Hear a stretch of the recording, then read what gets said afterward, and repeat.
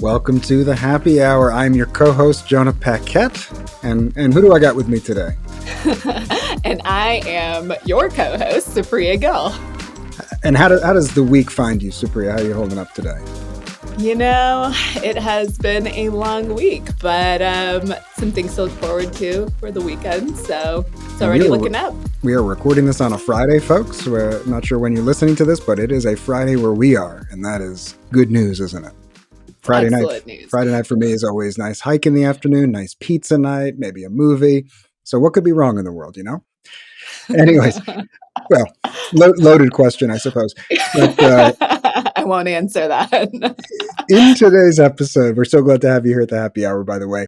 As a reminder, by the way, make sure that you subscribe to the Happy Hour, hit that subscribe button wherever you get your podcasts, give us that 5-star review if you like what you hear. And in today's episode, we are going to be talking with the wonderful Seth Gillihan, who is I would say someone that I started off admiring his work from afar. Was a big fan of his writing, his work around cognitive behavioral therapy and mindfulness and incorporating those two.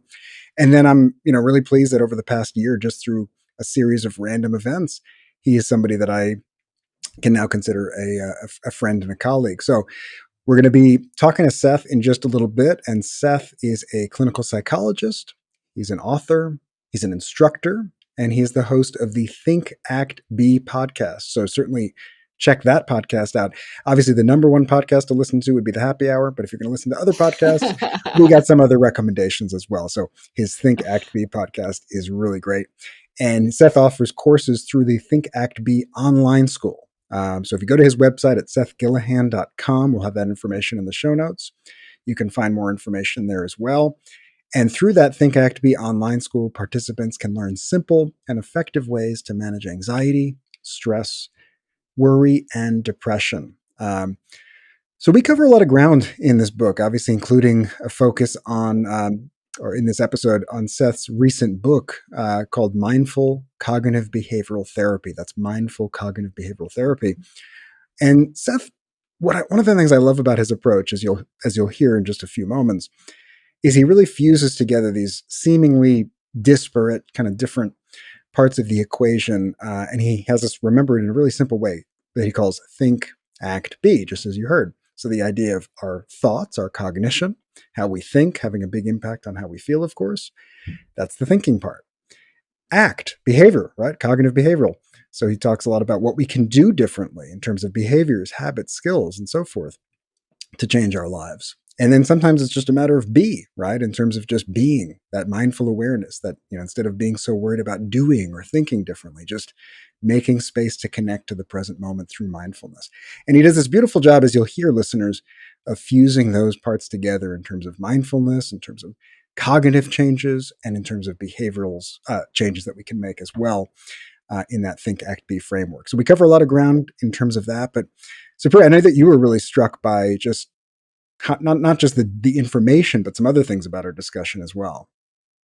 Yeah, I think there's a few things that I really appreciate about Seth and his approach and the way he writes in his book, because as someone that's trained as a cognitive behavioral psychologist, I'm really good with the C and the B, how to work on those thoughts and how to shift those behaviors. I think adding in that mindful piece and the way that he breaks down how to do that is really powerful. And as someone that truthfully has struggled with mindfulness practice and really engaging in that, you can probably tell by my rapid rate of speech that my thoughts are pretty rapid as well. So I think that there are really concrete strategies that I took away from his writing and from what he talks about that I've been able to implement in my own life. So that I think I really appreciate. And if you're someone that has struggled with mindfulness or practicing or getting into it, I think that there are some strategies that he talks about that are definitely worth trying.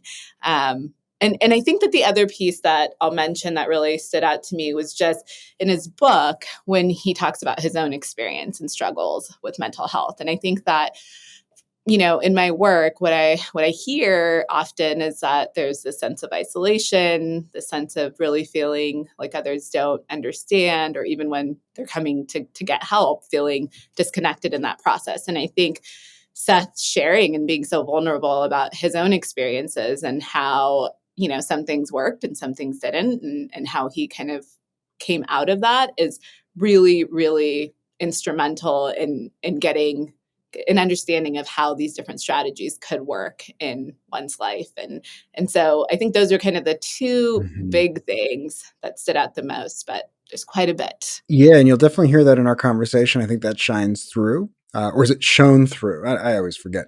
But also in his book, in Mindful Cognitive Behavioral Therapy, there's a lot in the way of sort of that personal piece, which I'll just say, on many levels is an area that I find myself each passing year growing into. So I have a lot of admiration for people like Seth who really embody that. I think in terms of how personal, you might say, my fourth book was compared to my first, or how I tend to be even in my clinical work now versus 10 years ago. I mean, I think there's just, finding that comfort in your own skin and that sort of that, judicious use of self-disclosure when appropriate, to really help a person see you in a different way and to maybe be uplifted by that. And I think Seth really mastered that in that book. And certainly it's going to be something that listeners, you're going to hear right after the little break that we're going to have coming up. So coming up right after that short break, after we have a short transition, we're going to start our conversation with the wonderful Seth Gillihan.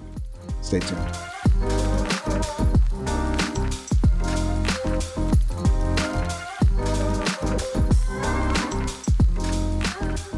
Okay, welcome to the Happy Hour. We are joined today by one of my favorite psychologists and writers, and actually one of my favorite humans, I will say, at this point, safe to say, Seth Gillihan. Seth, welcome to the show. Thanks, Jonah. Thanks for having me, and I'm really excited to see you've got a podcast. We do. We are launching, thanks to Supriya, of course. Can I say that, Supriya? Sure. We would not be doing this if it were not for your wise, your intelligence, your motivation. But we're really glad to be doing this and to be having folks like yourself join us on this show. Maybe before we dive in and talk about all the ground that we will hopefully cover with you this time around. And I said this time around because I'm already planning second invitations to you, just FYI. Awesome. Maybe you could tell our listeners just a little bit about yourself, just a snapshot of kind of what your main roles are these days, what you're working on, stuff like that. Great. Yeah, I'll start at the beginning. I was born in California, your fine state. I don't think I even realized that. Yeah, way up north of Northern California. North of Northern, beautiful up there. Yeah, Humboldt County. Yeah, but Redwoods. Yes. Yeah, fast forward 40-ish years. I'm live on the East Coast near Philadelphia. I'm a clinical psychologist. And, I started out as a faculty member at a university doing a lot of research, clinical trials, and then transitioned to teaching at a small liberal arts college close to me in walking distance. That was amazing. But then really found that working with people and trying to offer them tools that were helpful in their lives was really the thing I enjoyed the most. So, and I love the flexibility and the diversity of that kind of, doing that kind of thing. So I opened a full-time practice. And then over the last 10 years or so, I've kind of transitioned away from doing very much of the one-on-one, therapy work and more adapting the things we were working on in therapy for other people who couldn't necessarily go to therapy. So through books, through blog posts, podcasts, online courses, and having conversations like this one. So I think that brings me up to the present pretty much. But I really enjoyed this shift and getting to have both the working with people directly, where their lives are and understanding the types of things that, so many of us are dealing with and what can help with those kinds of things, and then creating resources that make those things more available. Well, that was a very modest introduction to yourself, Seth, just knowing all the things that you're working on, but you are definitely someone who's been inspirational to me, I'll just say, in terms of just scaling all of these interests of yours into reaching so many people, through your courses, through your podcasts, through your blog posts, through your writing, through your, everything that you do. It's been really amazing to see. And one of the things that I'll just out you on this was on a personal level, inspirational to me to leave my safe, secure job, kind of like, different world than you, but to to do more of this kind of stuff myself and knowing what's possible thanks to that. So really appreciative of having you here. Now, before we dive into everything like mindful CBT and Think Act Be and all these amazing bits of work that you're doing, Supriya always indulges me on this one level, which is when we've had meetings, when we've had interviews throughout the years, I always get interested with random things. So even you saying like Humboldt County got me curious, but she allows me one, because otherwise I'd spend the whole time just asking you random questions about food and favorite TV shows and whatever. I get to have Jonah's one random question of the day, which I'm curious for you, wearing all these hats. Like, if you were not a psychologist, a writer, doing all the work that you're doing, what do you think you would do? Like, what's another path that you could have envisioned yourself taking, or that, based on your interests and personality? Yeah, God, that is such a great question, Jonah, and not only because I guess about a week ago, it was on my birthday, Happy last belated. Thursday. Thank you. May the 4th be with you. I was asking myself exactly that question. I was like, what would I have done if I hadn't gone into not just in psychology, but if I hadn't gone into some kind of what we typically think of as the helping professions? Because I had always imagined always being from like 12 to 20, when I was which to me at that time seemed like so long. Like, all my life I've been thinking about being a physician, following the footsteps of my grandfather, my mom's dad. But then, decided to go a different direction. Went to school for psychology for graduate school. But the one thing that comes to mind that I often sort of envisioned without really kind of giving it much of a name or words in my head is something involving being outside, working in maybe in the forest, as a biologist or something along those lines. I was a biology major. My favorite class in biology was the course on vascular plants, where we learned to identify different trees and other types of plants. And I love being outdoors. And so I've actually been thinking about ways of bringing those two interests together, love of the outdoors and connecting with the natural world with this background and expertise in psychology. Do we need to pause? I think we're going to be okay. I see Supriya coming right back on. Little technical glitches, it seems, but that was I loved hearing that. So then, by the way, we should definitely talk much more about that in a different context, because merging those interests and everything from ecotherapy, forest bathing, which I wrote about quite a bit of my book as well. I think it's such a healing potential power for so many people through the natural world. Yes. Yeah, great. So let's talk. I love that answer. Supriya, welcome back. For anyone who's viewing, they'll probably see that you disappeared in our back, but we're having some internet stuff in California, it seems. Glorious state, but power outages are coming again. But all is good. So I wanted to hear a little bit more, Seth, about your recent book. And I'm a big cognitive behavioral therapy fan. That's what I was trained in. And I love how you have fused mindfulness with cognitive behavioral therapy. So can you talk a little bit about kind of what led you on this path and about your book? Yeah. So I also was really trained and kind of steeped in CBT. That was my main focus for probably the first decade or so of my practice. And then I was finding that some of my patients that I was treating when I was on faculty at Penn, we really focused on pretty heavy behavioral approaches. And those were, super effective for phobias, for social anxiety, for post-traumatic stress disorder, for OCD. But there were other things, especially like a lot of worry, like in generalized anxiety, that just didn't respond as well to a behavioral approach, because it's not clear, like what the exposure is when you can worry about anything. Mm-hmm. So it was helpful to learn that, there's this other approach, this kind of complementary approach of mindfulness, where you can kind of focus on the present and an openness to your experience and a commitment to, the activities that you value, to really help change your relationship with worry. So I kind of had the two side by side. I had, here's some CBT we'll work on. Maybe we'll add some mindfulness for those who need it, or if it seems relevant.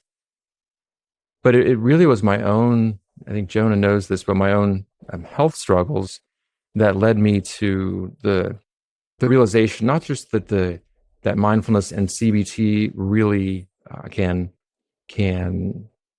elevate each other in both directions, but that I found there's something essential about incorporating that component of acceptance and, being in the present and really connecting with something deeper, like a deeper part of myself, or, deeper is one way to describe it, or a more stable or enduring part of ourselves that's not touched by all the struggles that we might be having, the symptoms I was dealing with, the insomnia, depression,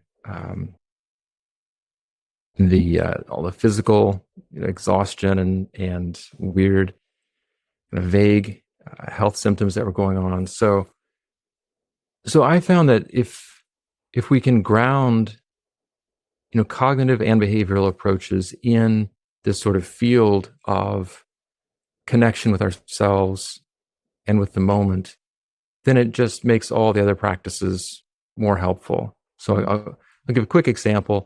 If let's say I'm working on behavioral activation. And so that's, for those who don't know, that's a very simple, straightforward, super effective treatment usually for depression, where we do more things that are important to us and that are enjoyable. And that has a powerful antidepressant effect. If we can bring openness and more awareness of our experience, and we can get more out of those activities because we're fully in them, as opposed to so often I know I'm here, but my mind is elsewhere, not really doing what I'm doing. And also, it's when we're depressed or, struggling with a lot of other things, it's often hard to do the things that are going to help us. There's a discomfort involved in, there's if you're imagine standing on a hill and you want to get to a higher hill, it's like you have to go down before you go up. Mm-hmm. There's that difficulty. Things maybe get harder before they get easier. And so it takes a kind of willingness to open to the discomfort of doing those difficult things, because we know there's going to be a payoff for us in the near future. So I think mindful acceptance really helps with that too, to open to those types of struggles. So I found it super helpful in my own life, and really love sharing it with others. Well, and I just have to say, your newest book, especially Mindful CBT, one of the things I loved about it was just how personal it was. And I think, that's a progression that even as a fellow writer, to some degree, I find myself working on year to year, is just sharing more of myself, giving more of myself, being more vulnerable. But it's very difficult, obviously, also knowing that you're going to be sharing this with the world. So I just found it so illuminating to not only have the nuts and bolts, the skills, the how-tos, right? Which there's a lot of books out there of how to do CBT, how to do mindfulness, but to share it and bring it to life, kind of with your own journey and road that you've been on, was so beautiful to me, and I think so helpful in terms of bringing that to life. I have a question that maybe is on the mind of a couple of listeners, and I get this question sometimes when I'm talking about these two approaches, mindfulness and cognitive behavioral therapy. On the surface, from the outside, I would imagine some people might be listening to you talk about mindfulness and the importance of acceptance and being open to the experience and not trying to resist what's happening inside of us, around us, and so forth. Whereas a lot of cognitive therapy, from the outside at least, focuses quite a bit on change, focuses quite a bit on changing the way that we think in order to change the way that we feel. Can you maybe speak a little bit to how you envision and tend to incorporate those two seemingly, at least from the outside, almost disparate kind of opposite messages in terms of acceptance and change. Yeah, it's a really important point, and it does come up a lot. For me, one way of thinking about it is that, I mean, acceptance is a great starting point for change. It's the same like when I was working at a job that I hated. Actually, this has been true for every job that I've hated. I had to first accept that I couldn't stay. I had to and accept that this is how this job is, or this is how this difficult supervisor is.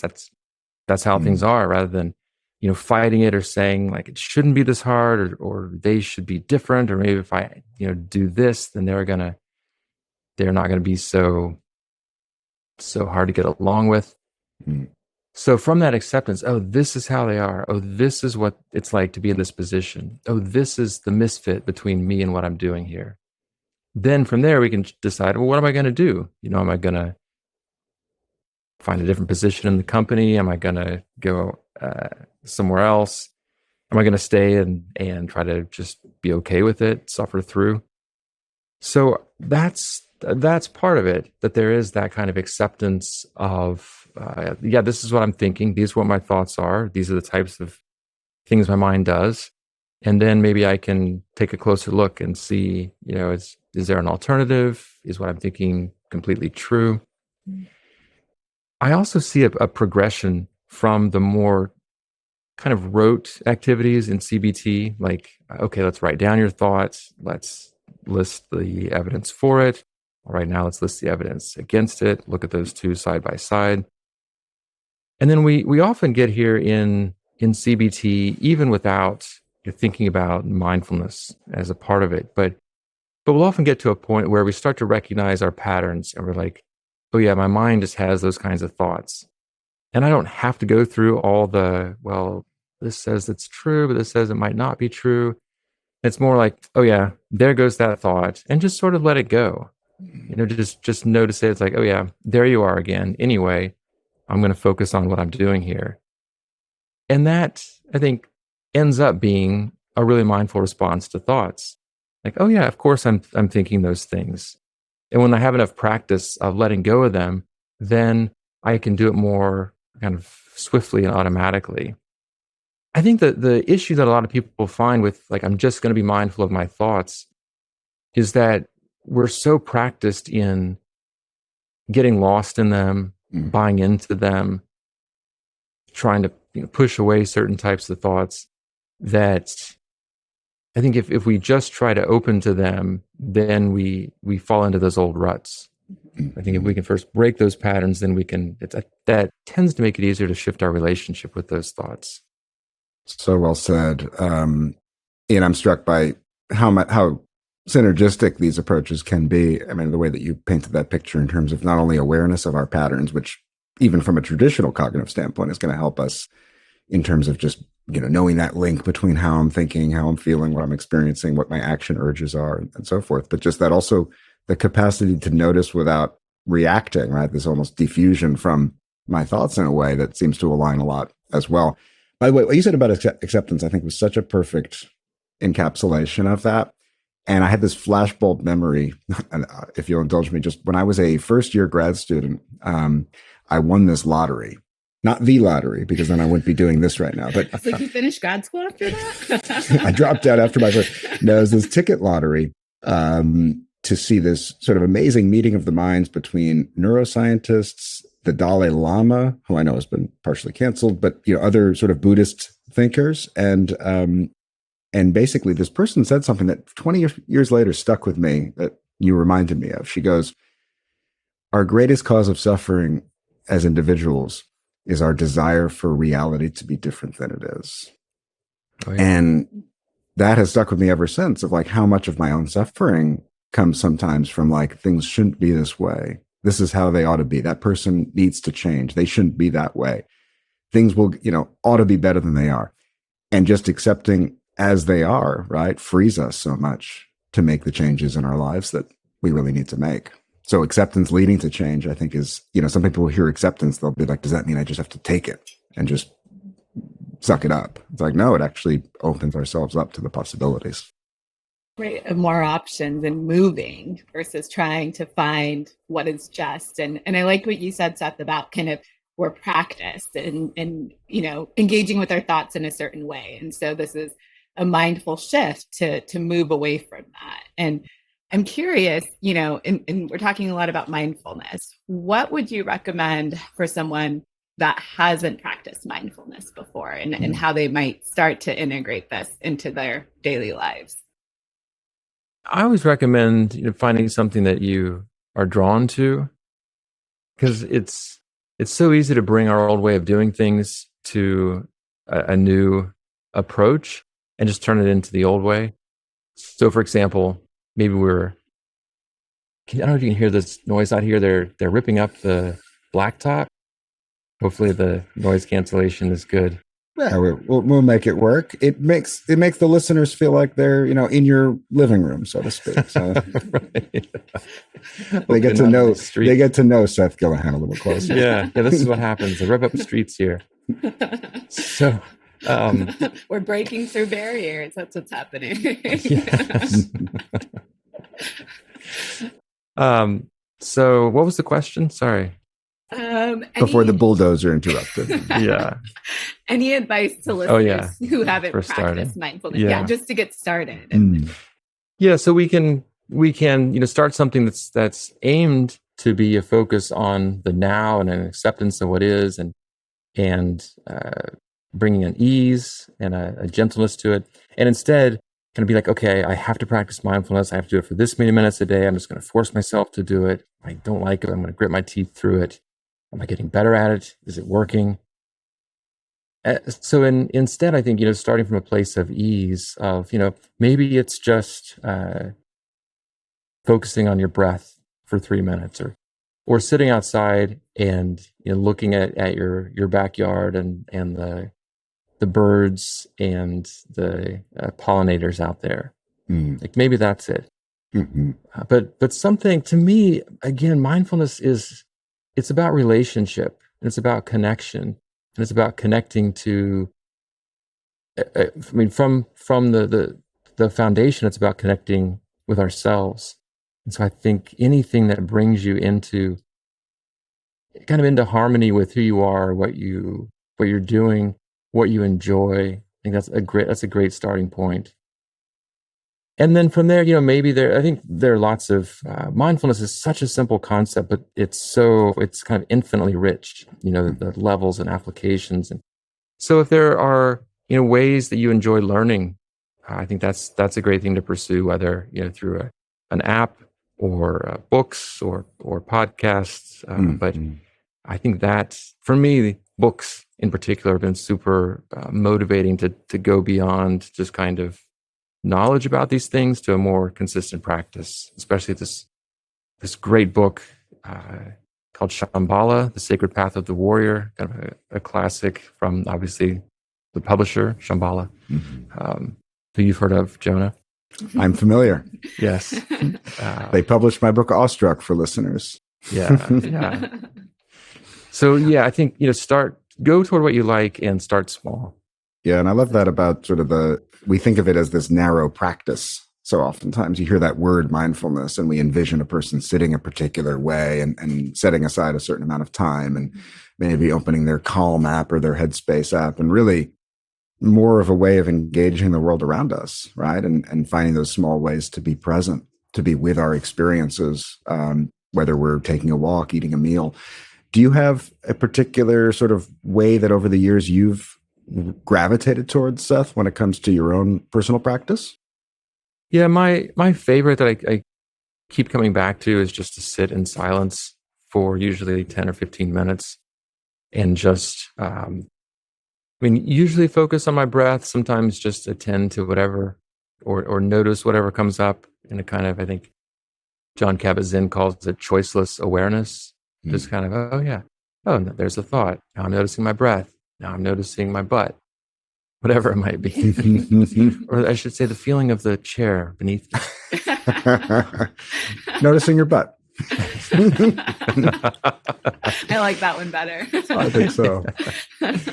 So that's what I tend to go back to. But I also will mix it up just based on what I'm interested in. Like lately, I've been doing some longer guided meditations with a guide on. This is through Sam Harris's app called Adi Shanti. He has a few series there, and he's had an interview with Sam Harris, and I really like his approach. So, or when I've been exhausted, it's been more like yoga nidra kinds of practices, or just a very relaxing, lying on the floor, body scan.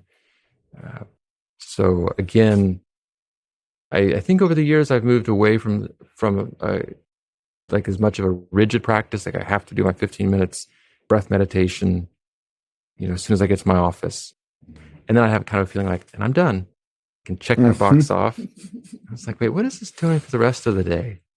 As opposed to kind of incorporating into a more general approach of presence and acceptance. Which I'd imagine for a lot of listeners will feel much more accessible, as opposed to I have to carve out X amount of minutes. And, people in a busy life it's hard to even carve aside, 15 minutes for many people. That's right. Although, of course, what is the saying that if you everyone should meditate for 20 minutes, but if you don't have time, then you should meditate for an hour. But I think realistically, life is busy. So finding those little pockets of time, those little opportunities to be present with our experience, I love that. Yeah. And there's so many different ways to do it. I think, Seth, what's really nice is that you kind of describe these different ways that people can practice this and fit this into their lives. And maybe different types of mindfulness will fit at different types or at different points of your life. Yeah. So I know that obviously here on the happy hour, we are going to still have a lot of listeners that are struggling with things like anxiety, depression. Of course, in the world, we have record rates of stress, record rates of burnout, record rates of depression, record rates of anxiety. Your Mindful CBT, you also have this, obviously the name of your website and blog, Think, Act, Be, which I think is such a nice kind of reminder of these three components that you've described in terms of thoughts, in terms of behaviors, and in terms of just awareness and acceptance. Do you have any just sort of simple advice for anyone who might be struggling in some ways of like how those three parts might play out or come to life for someone, say, struggling with depression who's listening? Yeah. I love that question. It's funny because that originally that was the title of my Psychology Today blog. And then it feels like over the years, I've sort of realized like there are, again, like layers to it that I've come to appreciate. And one is to, I was thinking of it as these three pillars, but now are these three silos. But now I like to think about how we can join those into, single, simple practices. So for example, one thing a person could do is, if you're feeling some kind of way, like stressed out or really down or overwhelmed with fear or anxiety, then start with the B, start with the foundation. So maybe just take an easy breath in and a slow, longer exhale. A person could repeat that a couple times if they wanted to. And then from that kind of more maybe slightly more grounded and centered place, then you can ask yourself, what's going through my mind right now? Like, what's the story that I'm telling myself? Am I telling myself that I have to get it all done? That it's going to be terrible if I'm late? That I'm going to get sick and it's going to be a disaster? Just notice what the story is, and then look a little closer and see is it 100% true? Does it leave anything out? Is it exaggerating anything or making assumptions that aren't necessarily the way things are going to be? And then third step is to act, to say, what's one small thing, just the next small thing that I need to do in this moment. So we can get out of a kind of paralysis or move through some things we're putting off or whatever it might be. So maybe it's like, all right, I'm feeling super stressed. I come to my breath, notice what I'm telling myself, Like, all right, yeah, maybe I don't have to do everything right in this moment. Things are going to get done. What needs to happen right now? Well, I need to wash these vegetables. Like, that's what needs to happen. That's the next step. It doesn't have to be anything, fancy or grand, or I need to create a business plan for that project I've been thinking about all my life. It's just, it can be something super simple and straightforward. What's the next thing that needs to be done? Love that. Thanks so much for sharing that, Seth. Yeah, you bet. So I'm mindful of our time. We know that you're a busy man, and we promised you, I think we agreed to 2 hours for today's interview? No, I'm just kidding. About right. That's Yeah. absolutely what we budgeted. We California time, which is it's a half hour Pennsylvania time. We exactly. So we'll just have no choice but to beg you to come back on with us as time goes on. But in the meantime, we always like to end every episode with a quick lightning round. And same questions to every guest. Supriya, what do we want to know to start off with? Yeah. So Seth, can you tell us if you had to pick one thing, one change you'd encourage listeners to make based on your work and what we've talked about today, what would that be?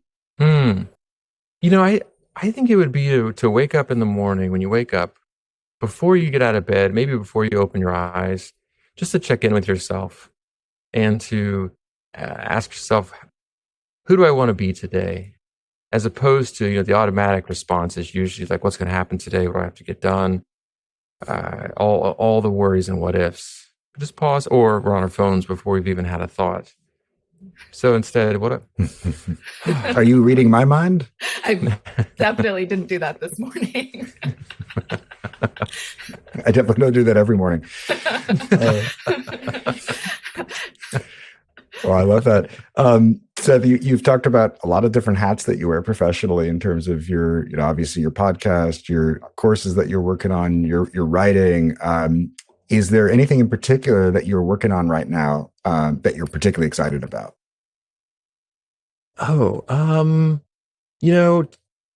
Yes, it's kind of a funny one though. It's retreats, not designing them, but going.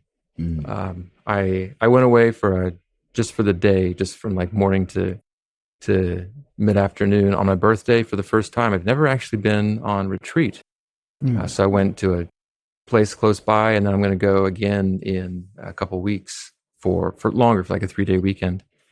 But that to me, it's personal, but I also feel like that's a professional thing as I'm, we're continually evolving and transitioning and thinking about what's next. I feel like I haven't had that type of focused kind of solitude, silence, and time with myself. So that's what I'm excited about.